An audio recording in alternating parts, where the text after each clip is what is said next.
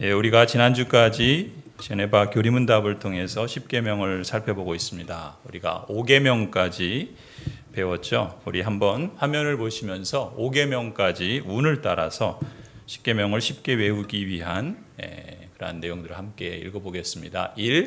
1절 나 외에는 다른 신들을 두지 말라. 2. 이상한 우상을 만들어 섬기지 말라. 3. 삼가 하나님의 이름을 함부로 부르지 말라. 4. 사업을 잠시 쉬고 주의를 거룩하게 지켜라. 5. 오만이 아버지를 공경하라. 아멘. 오늘은 6계명입니다. 제네바 교리문답 196문에서 이렇게 질문합니다. 제6계명은 무엇입니까? 살인하지 말라 이죠. 그래서 우리 운을 따라서 같이 한번 읽어볼까요? 6신을 살인하지 말라. 살인하지 말라인데 운을 맞추려고 같은 말을 반복했습니다. 6신을 살인하지 말라.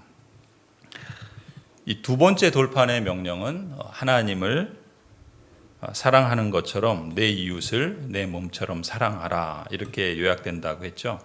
그래서 이 두 번째 돌판의 첫 계명은 5계명으로 지난주에 살펴본 것처럼 내 부모를 공경하라 였습니다. 그 말씀은 생명의 창조주이신 하나님, 그 하나님을 경외하는 것처럼 생명 잉태의 창조자인 창조의 동역자인 아버지와 어머니를 공경하라. 그것이 5계명에 담긴 하나님의 뜻이다라고 했었죠. 이 죄악된 세상에 하나님의 통치를 회복하고 하나님을 영화롭게 하는 이 새로운 백성들을 창조하시는 하나님의 그 영광스러운 그 존귀하신 경륜을 계속해서 진행하심으로써 하나님께서 주시는 생명과 또한 샬롬으로 충만한 하나님의 나라를 완성해 가시고자 하시는 의도가 이 바로 5계명에 담겨 있는 것이죠. 그리고 이어지는 계명이 바로 6번째 계명, 바로 살인하지 말라입니다. 살인하지 말라라고 하시는 하나님의 뜻과 목적은 5계명과 연결되어 있습니다. 5계명에서처럼 생명과 샬롬으로 충만한 하나님의 나라를 완성해 가시는 이 하나님의 경륜이라는 이런 맥락에서 볼 때 이 사람과 사람 사이의 관계, 이 관계에서 가장 기본적이고 또한 가장 필수적인 계명이 바로 사람의 생명을 소중히 지키고 존중하라라는 뜻이지요. 사람의 생명을 소중히 지키고 존중하라. 이것이 이 6계명에 담긴 하나님의 뜻이라 할 수 있습니다. 하나님은 처음부터 많은 사람을 창조하시지 않으셨죠. 인류의 첫 조상인 아담, 그리고 그의 아내인 하와, 단 한 쌍의 부부만을 창조하셨습니다. 그리고 이 부부를 축복하셨죠. 생육하고 번성하고 땅에 충만하고 땅을 잘 다스려라. 이 말씀은 인간을 창조하시며 처음 주신 축복의 약속이었으며 또한 인간 창조하신 목적을 밝혀주신 창조 명령이기도 합니다. 생명을 창조하신 하나님을 영화롭게 함으로써 영원토록 하나님의 복을 누리라. 이것이 인간 창조의 목적이다라는 점을 하나님께서 처음부터 밝혀주셨죠. 따라서 아담과 하와는 그리고 이 부부로부터 생육하고 번성하는 인류는 하나님의 복을 누리도록 지음받은 것입니다. 그리고 그 하나님의 복을 누리기 위해서는 서로의 생명을 지켜주는 것이 기본이라는 것이죠.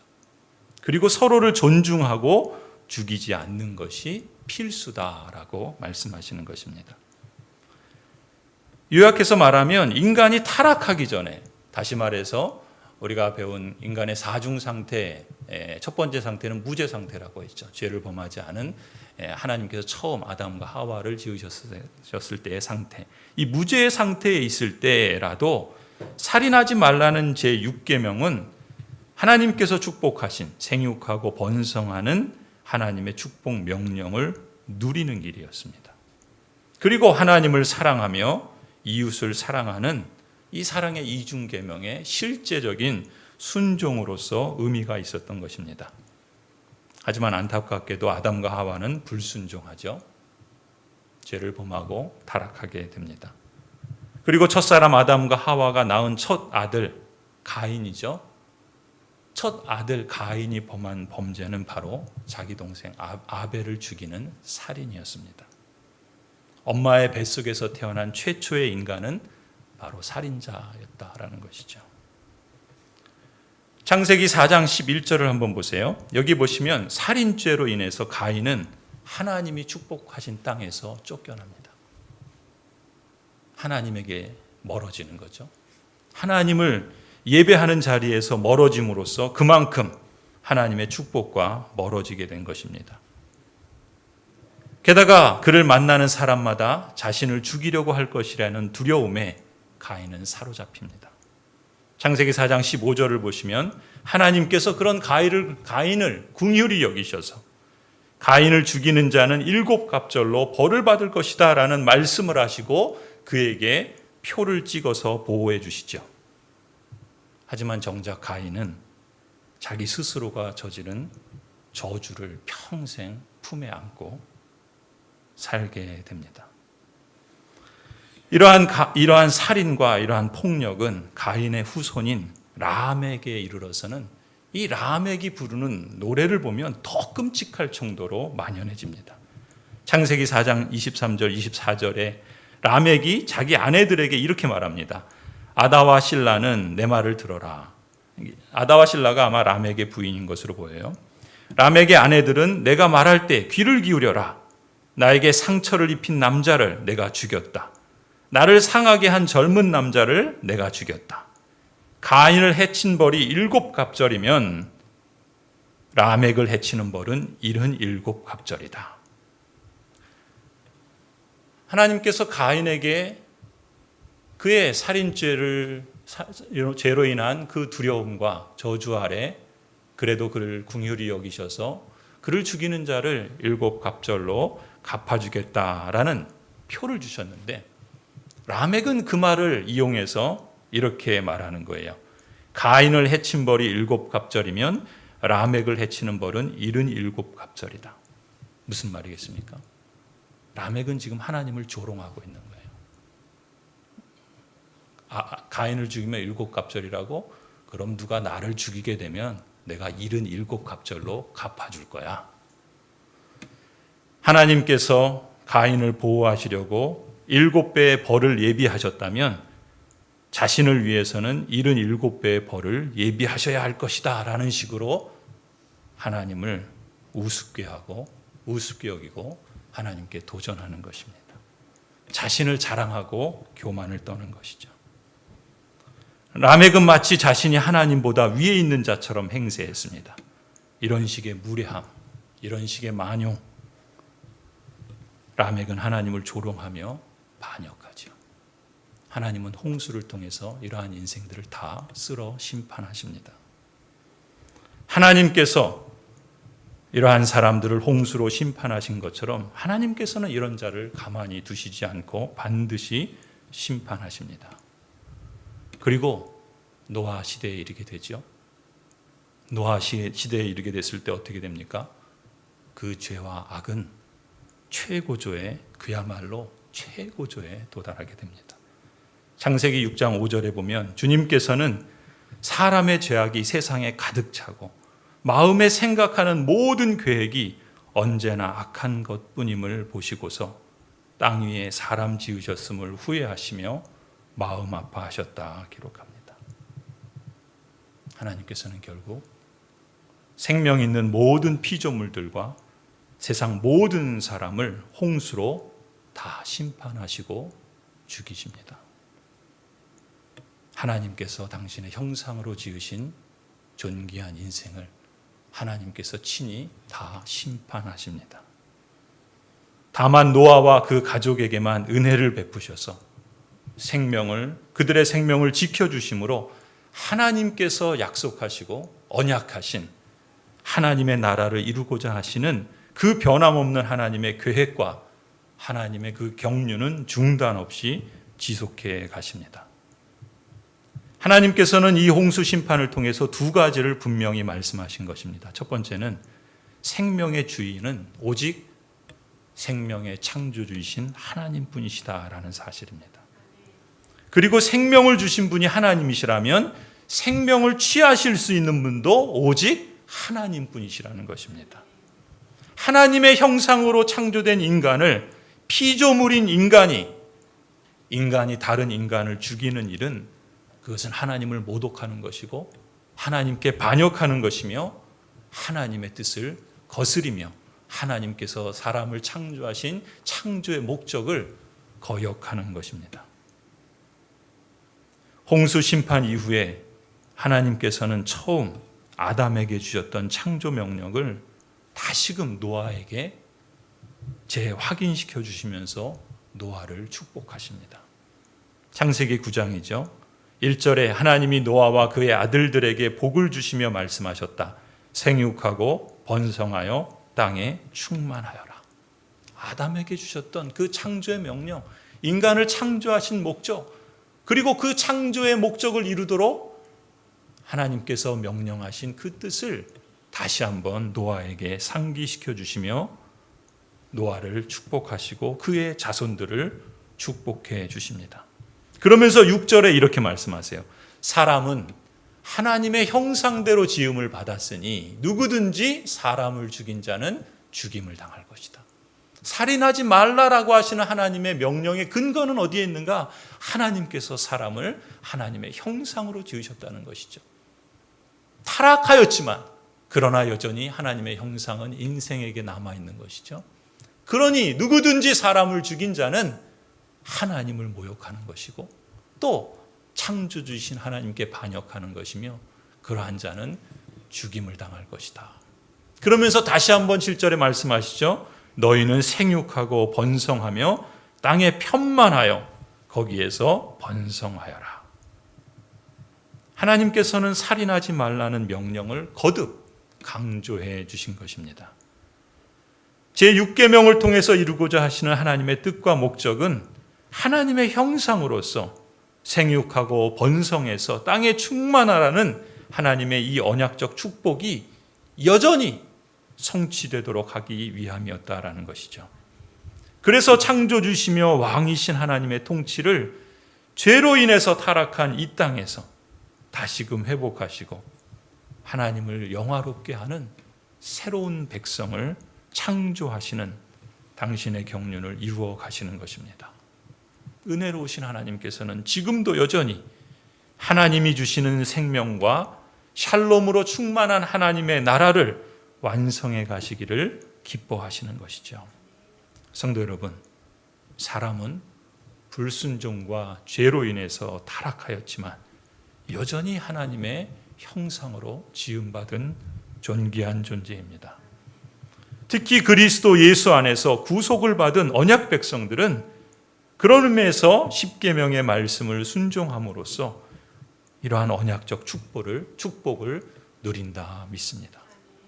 이처럼 그리스도 안에서 은혜의 상태에 있게 된 여러분들은 살인하지 말라라는 제6계명을 순종함으로써 생육하고 번성하는 하나님의 축복 명령을 누리시고 하나님을 사랑하며 이웃을 사랑하라는 실제적인 순종을 통해서 하나님을 영화롭게 하는 이 복된 길을 날마다 걸어가시기를 간절히 축원합니다.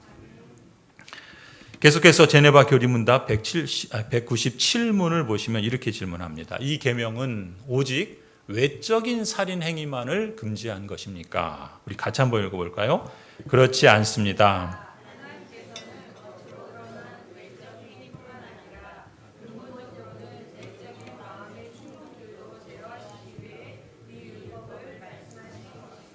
아멘. 예, 제6계명 살인하지 말라라는 계명을 우리가 지난주에 말씀드린 것처럼 언약이라는 그러한 관점에서 그런 안경으로 보게 되면 하나님께서 하지 말라라고 하시는 명령은 살인이죠. 살인하지 말라라고 말씀합니다. 그렇다면 이 명령에는 하나님께서 무엇을 말씀하시는 것인가? 첫 번째는 겉으로 드러나는 외적인 살인 행위를 금하시는 것이죠.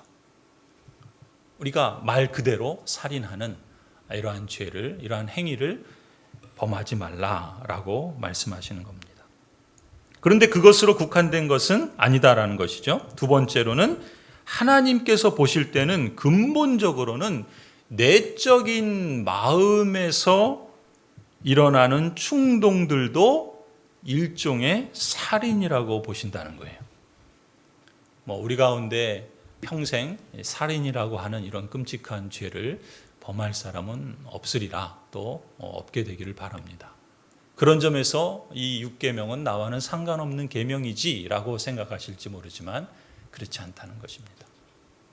하나님께서 보실 때는 근본적으로 나의 마음에 내적인 어떤 충동들이 있을 때 그것이 살인이 될 수 있다라고 보신다는 거예요. 그렇다면 이러한 내적인 마음의 충동, 그것을 내적 살인이라고 부르는 것은 어떤 것인가? 198문을 보시면 이렇게 묻습니다. 그렇다면 하나님께서 금하시는 일종의 내적 살인이 존재한다는 뜻입니까? 그렇습니다. 분노와 증오, 그리고 이웃에게 악을 행하려는 모든 욕망이 그것입니다.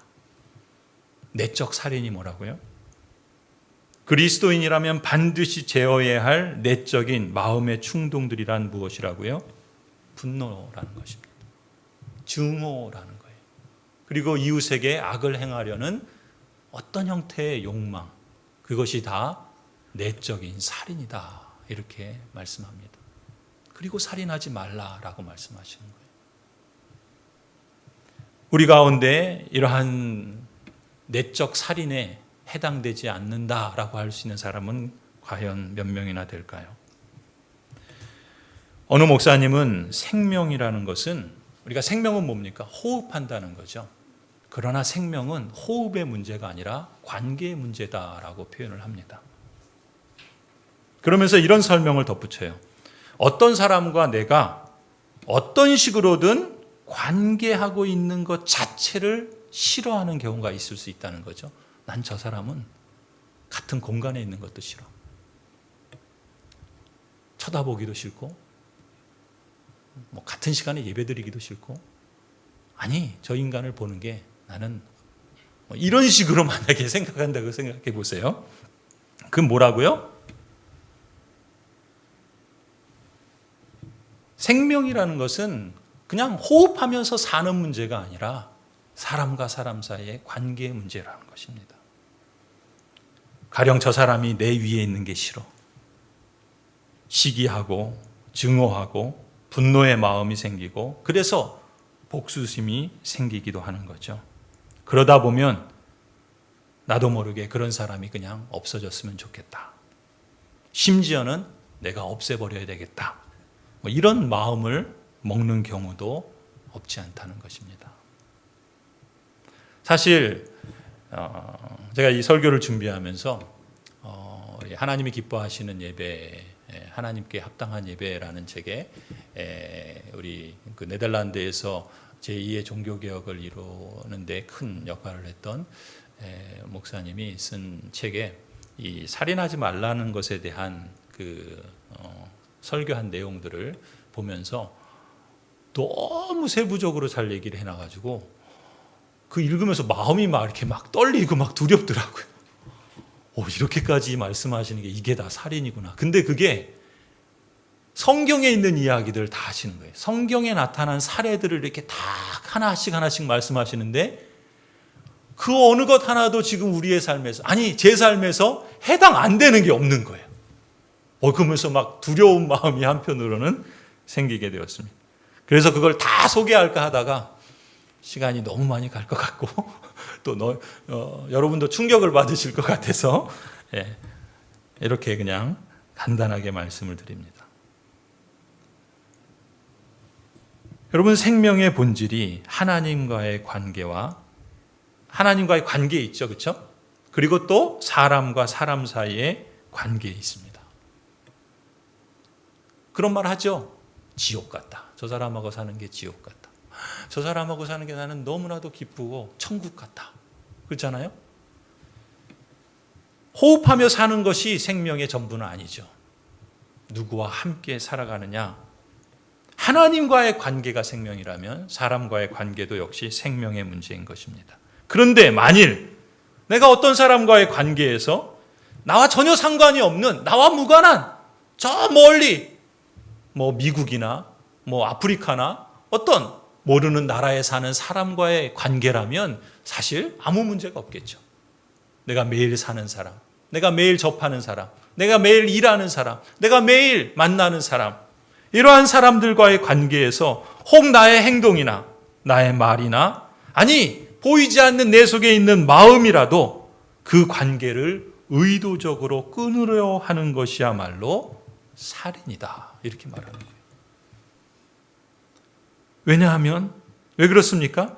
하나님께서는 그 관계 속에서 그 관계를 통하여 삶을 풍요롭게 하고자 하시고 하나님의 영광을 드러내시기를 기뻐하시는데 그것을 내적으로든 외적으로든 내가 의도적으로 끊어버리고자 한다면 그것은 바로 하나님께 반역하는 것이고 또 하나님이 말씀하시는 살인의 죄를 범하는 것이다. 내적 살인이다. 이렇게 말하는 것이죠.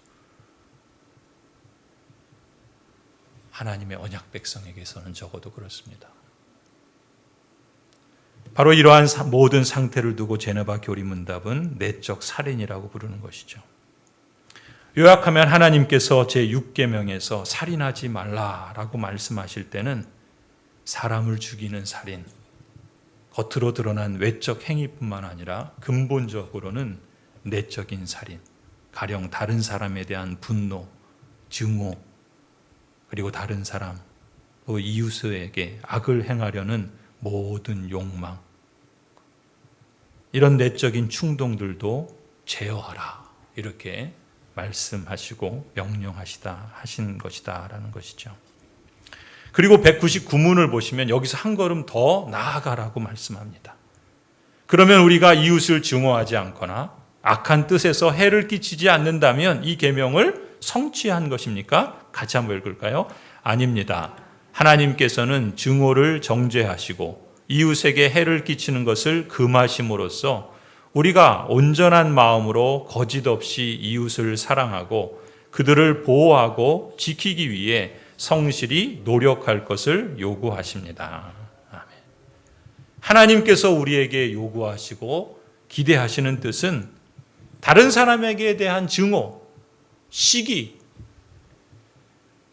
다른 사람에게 해를 끼치는 것, 이러한 것들을 금하실 뿐만 아니라 보다 적극적이기를 원하신다는 것이죠. 온전한 마음으로 거짓 없이 이웃을 사랑하라나. 이웃을 보호하고 지키기 위해서 성심껏 성실히 노력하라. 이것까지도 요구하신다는 것입니다. 이것이 하나님께서 이 10계명을 통해서, 여러분 이 10계명은 언제 주어집니까?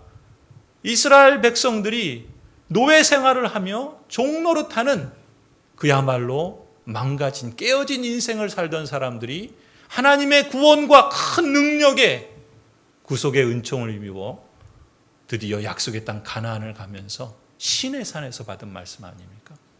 신의 산에서 하나님께서 이 말씀을 주실 때 너희는 이 세상에 나를 증거하는 제사장 나라가 될 것이다. 그러니 너희는 그러한 새로운 질서와 새로운 나라의 모습을 이러한 10계명의 원리를 통해서 나타내며 드러내며 그렇게 살아라. 하나님께서는 새 질서와 새로운 그 공동체의 모습을 이 10계명을 통해서 들려주신 것이죠. 이것이 하늘에 속한 영광스러운 존재로서 이 땅에서 하나님의 축복을 누리는 길이며 하늘에 속한 새로운 질서를 이 죄악된 세상에서 하나님의 통치와 다스림으로 이루어지는 참된 샬롬의 나라를 증거하는 사명 실천의 방법이었던 것입니다. 종교개혁자 장깔뱅은 오늘 우리가 배우는 이 제네바 교리문답을 통해서 구약의 10계명이 가르치는 참된 정신과 그 실천 방법을 그 율법의 완성이시요 성취가 되신 예수 그리스도께서 마태복음 5장에서 새롭게 해석하신 말씀에 적용해서 그 참된 정신과 실천 방법을 찾았다고 봅니다. 마태복음 5장을 한번 보실까요? 20절부터 예수님께서 이렇게 말씀합니다. 내가 너희에게 말한다. 너희의 의가 율법학자들과 바리새파 사람들의 의보다 낫지 않으면 너희는 하늘나라에 들어가지 못할 것이다. 옛사람들에게 말하기를 살인하지 말아라. 누구든지 살인하는 사람은 재판을 받아야 할 것이다 한 것을 너희는 들었다. 그러나 나는 너희에게 말한다. 자기 형제나 자매에게 성내는 사람은 누구나 심판을 받는다. 자기 형제나 자매에게 얼간이라고 말하는 사람은 누구나 공의에 불려갈 것이요. 또 바보라고 말하는 사람은 지옥불 속에 던져질 것이다.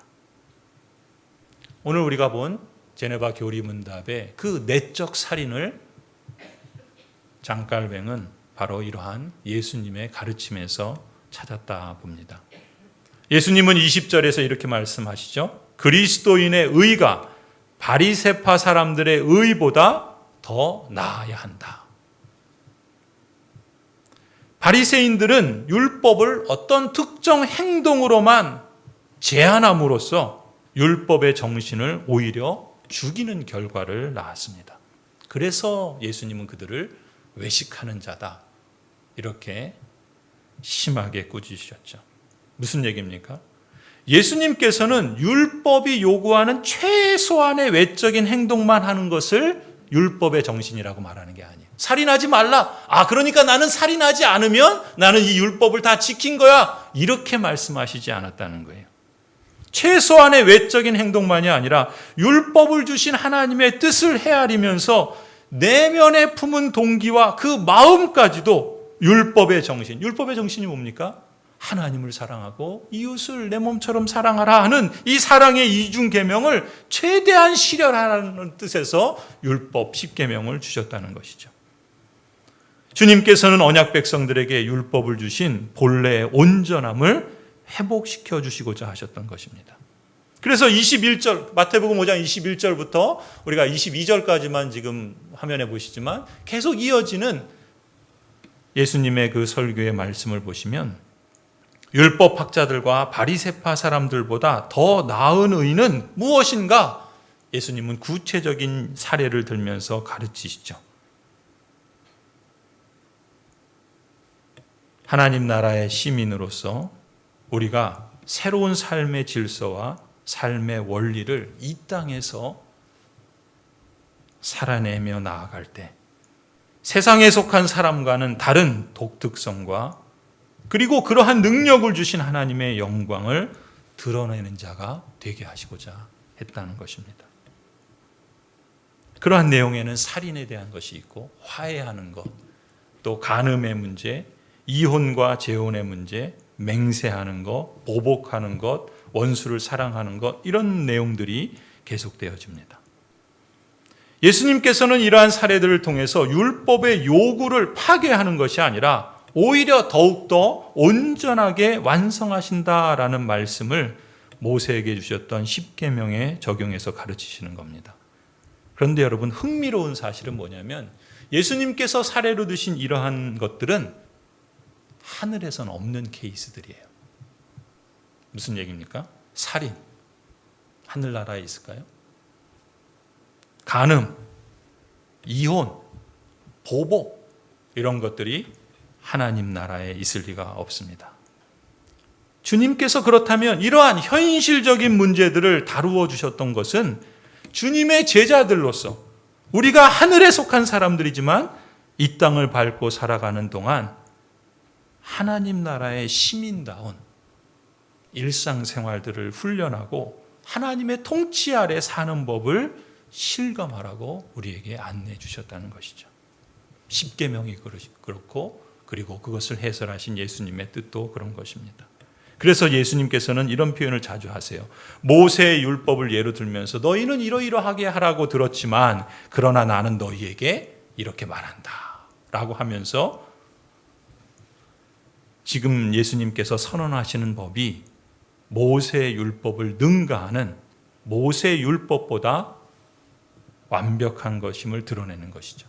아니, 하나님께서 모세에 주신 율법은 완벽했는데 바리새파 사람들은 그저 최소한의 요것만 하면 되겠지 하는 이런 형식적 율법주의에 빠져가지고 정작 하나님이 의도하신 뜻과 예수 그리스도께서 이루고자 하시는 하나님의 나라의 새 질서에 대해서는 외면하며 오히려 그것을 역행하는 그러한 내적 죄를 범하는 것에 대해서 말씀하셨던 것입니다.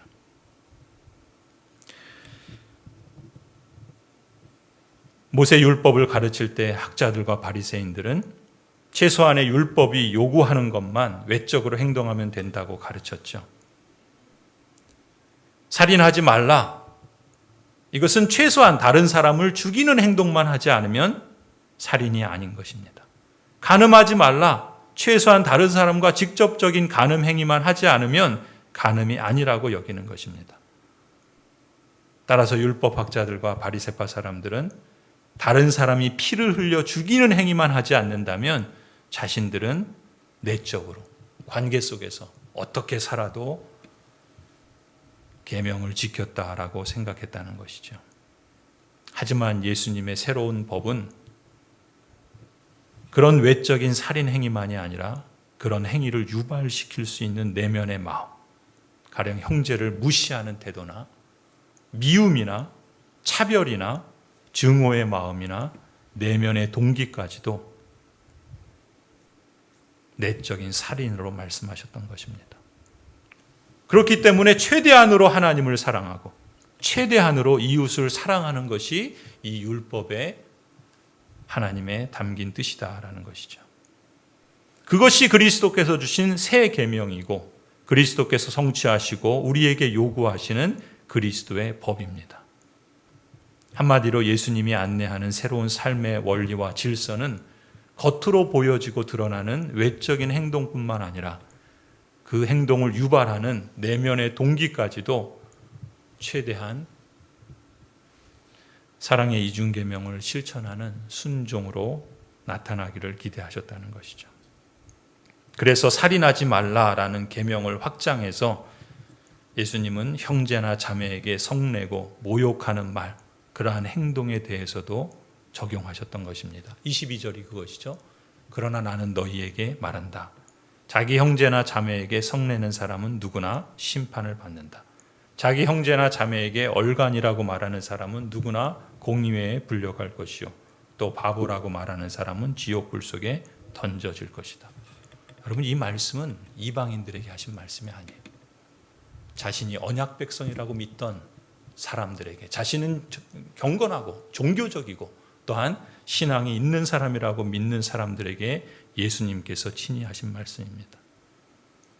성내는 것, 분노, 사실 그게 다 악한 것은 아니죠. 거룩하고 온전하신 하나님의 분노에서 이것을 알 수 있습니다. 심지어 타락한 인간들도 때로는 의로운 분노를 느낄 수 있습니다. 종교개혁자 루터는 의로운 분노를 이렇게 표현합니다. 사랑의 분노. 누구에게도 어떤 악도 바라지 않는 분노. 사람에게는 친절하지만 죄에게 대해서는 적대적인 분노. 이러한 분노는 의로운 분노다라고 표현한다는 것이죠. 22절에서 예수님께서 금하시는 분노는 이러한 분노가 아닙니다. 그야말로 불의한 분노죠. 교만, 허영, 증오, 악의, 복수, 이런 식의 분노를 말하는 것입니다. 심지어 예수님께서는 욕설까지도 살인하지 말라는 계명의 적용으로 가르치셨죠. 예수님은 그리스도인 형제나 동료에게 라가, 우리 개역성경에서는 그렇게 표현했잖아요. 라가, 무슨 말입니까? 우리 표준 세번역에서는 미련한 놈, 이렇게 부르지 말라라고 하십니다. 이 라가라는 말은 원래 아람어인데 속이 비었다는 말이에요. 우리 욕에도 그런 말 있죠. 좀 순화된 말이 얼간입니다. 얼간이라는 말 자체가 속이 비었다는 거예요. 머리가 빈 사람, 멍청이, 얼간이, 이 우둔한 놈아, 뭐 이런 거죠. 상대방의 지적인 능력을 폄훼하는 말이고 또 그 사람의 인격과 그 존재를 무시하고 모욕하는 것이죠.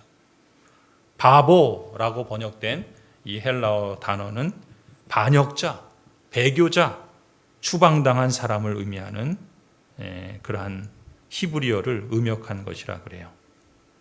바보라는 말, 비열한 놈 이런 뜻인데 상대방의 마음과 성격에 대해서 경멸하는 표현인 것이죠. 예수님께서 아마 당시의 사람들이 흔히 일상 속에서 사용하던 용어들을 잘 아셔서 그런 예로 드신 것이지 않을까. 이처럼 성내는 태도와 모욕하는 말들이 필연적으로 살인이다라는 살인이라는 극단적인 행동으로 이어지지 않을지는 몰라요. 하지만 형제 자매에 대한 이러한 미움과 분노와 경멸과 모욕과 같은 그 말과 행동 자체가 상대의 존재를 무시하고 부정하는 것이기에 실제적인 행위 못지않게 폭력적이고 그것은 내적인 살인이다 이렇게 말씀하신다는 거죠. 마음과 중심을 꿰뚫어 아시는 예수님께서 보시기에는 그러한 외적 행동이나 보이지 않는 내적 마음의 충동 역시 이미 살인죄를 범한 것과 다름이 없다라고 말씀하시는 것입니다. 예수님의 이 가르침을 받은 사도 요한은 그래서 요한 1서 3장에서 이렇게 말씀하죠. 형제 자매를 미워하는 사람은 누구나 살인하는 사람이다. 가장 가까이에서 예수님의 말씀을 들었던 사도 요한은 이렇게 초대교회 성도들에게 권면합니다. 살인하는 사람이라면 어떤 식으로요? 외적인 행위만이 아니라 내적인 마음의 충동들을 통해서 살인하는 사람조차도 누구나 그 속에 영원한 생명이 머물러 있지 않다는 것을 여러분은 압니다. 이렇게까지 말을 합니다. 성도 여러분, 샬롬을 주신 예수님께서는 우리에게 화목케 하는 직분을 맡기셨죠.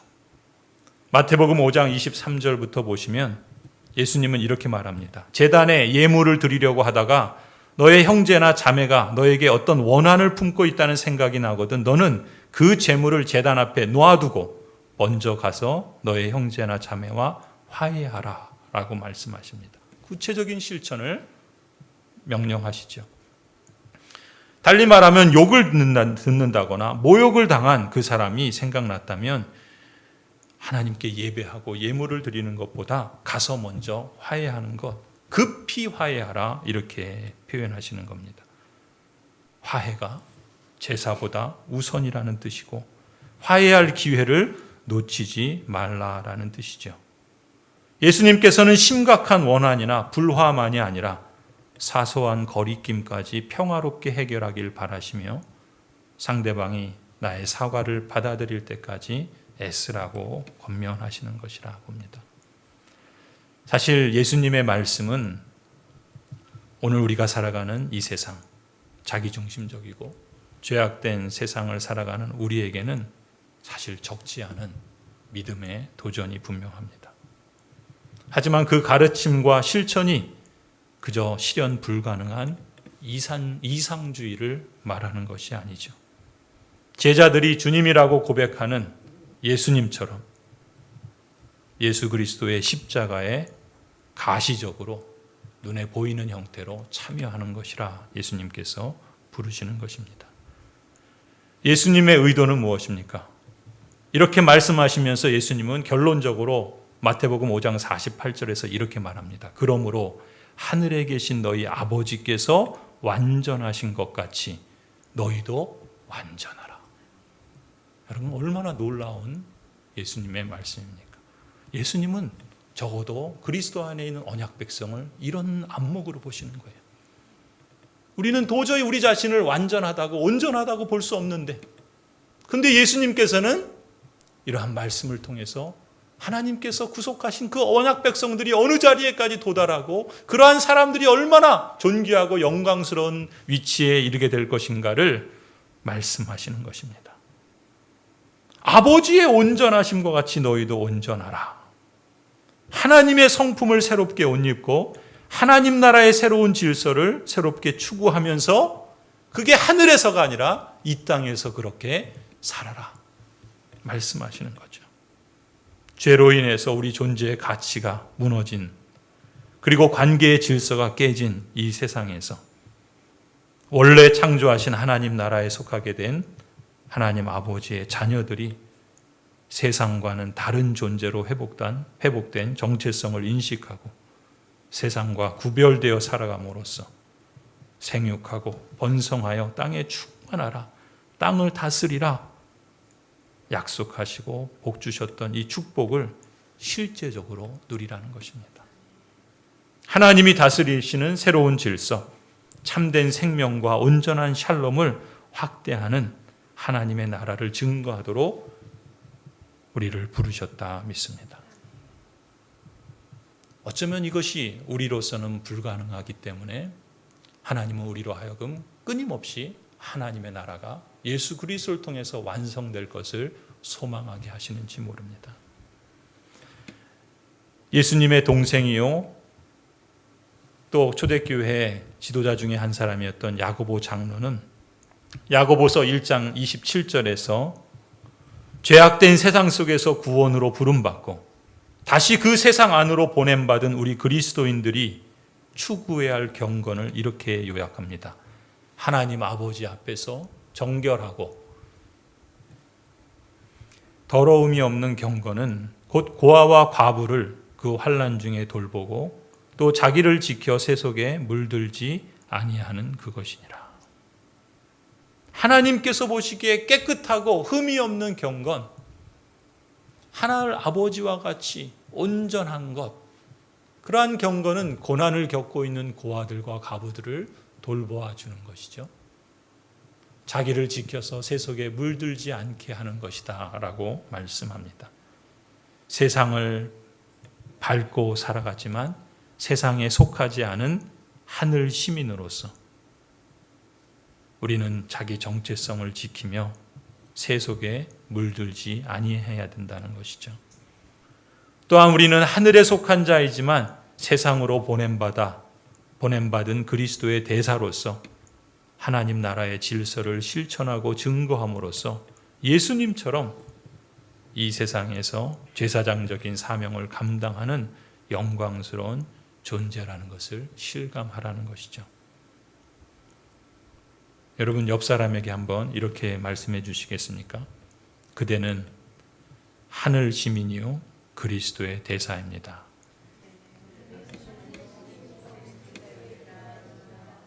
네, 여러분은 그리스도께서 보실 때 하늘 시민이요 또 그리스도께서 이 세상으로 보내신 그리스도의 대사입니다.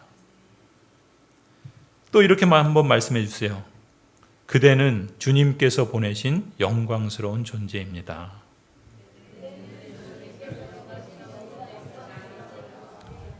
예, 그대는 주님께서 보내신 영광스러운 존재입니다.